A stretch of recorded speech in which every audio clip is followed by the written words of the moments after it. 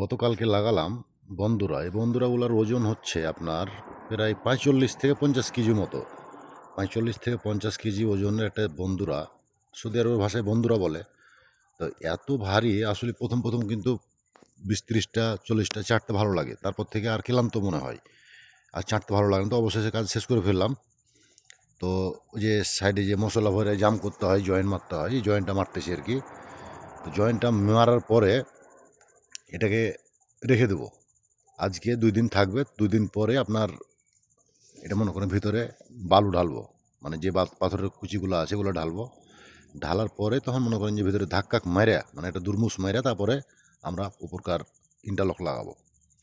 আসলে কাজ মনে করেন যে যেমনই হোক, তবে কাজকে ভালোবেসে করতে হবে। আর ইনশাল্লাহ আমরাও ভালোবাসার চেষ্টা করি, কাজকে ভালোবেসে কাজ করি।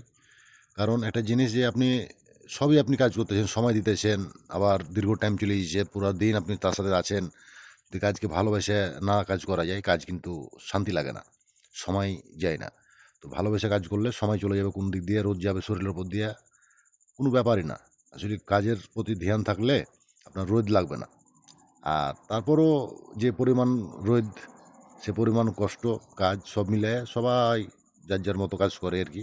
আমিও করি। সব ভালো থাকবেন, সুস্থ থাকবেন। সবাইকে জানাই আসসালামু আলাইকুম। সবাই ভালো থাকবেন, সবার জন্য শুভকামনা রইল, আমার জন্য সবাই দোয়া করবেন।